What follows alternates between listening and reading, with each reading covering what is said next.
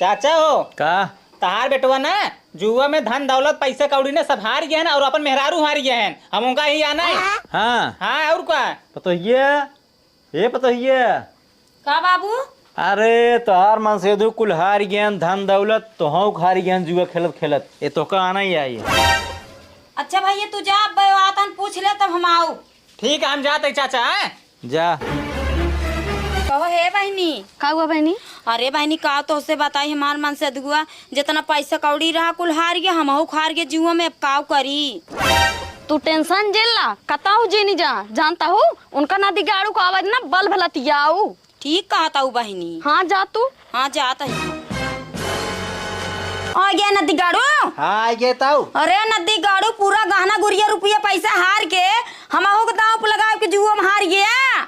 का करी हम जोश जोश में आ गए दांव लगाए देते हो का हम सोचे होगा मेरा जीत